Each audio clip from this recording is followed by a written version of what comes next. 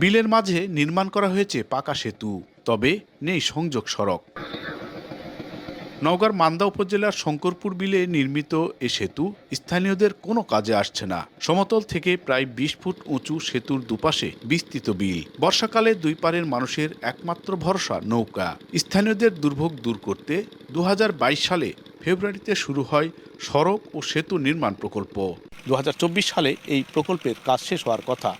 নানা জটিলতায় দীর্ঘদিন ওই কাজ শেষ না হয় ভুক্তভোগী দুই পারের হাজারো মানুষের পথ চলাচল অনেকটাই বাধাগ্রস্ত হচ্ছে। দ্রুত এই কাজ বাস্তবায়নের দাবি করছেন তারা। যাওয়া আসা এখান খুবই মানুষের জন্য দুর্ভোগ। রাস্তাঘাট ভালো লয়, ভ্যানত চড়া হয় না, গাড়ি চড়া হয় না, হাঁটে যাওয়া লাগে, কাদা পানি ভেঙে যাওয়া লাগে। রাস্তা না থাকাতে আমার চলাফেরার সমস্যা হচ্ছে। রোগী টিগুলো ঝামেলা যেতে পারে না, মনে করে ঠেলা গাড়ি না নৌকাত করে যেতে হয়। রাস্তা আর এই ব্রিজ, এই দুটা জিনিস যদি আমার হয় তাহলে আমরা প্রায় ৪-৫টা গ্রাম আমরা আপাতত বিপদ থেকে মুক্ত হব।